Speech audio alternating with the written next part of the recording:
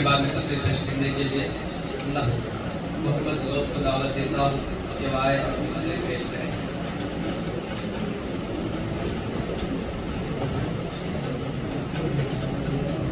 السلام علیکم ورحمۃ اللہ وبرکاتہ.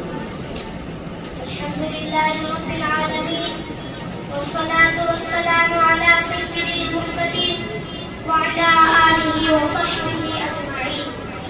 اما بعد فاعوذ باللہ من الشیطان الرجیم. بسم اللہ الرحمن الرحیم.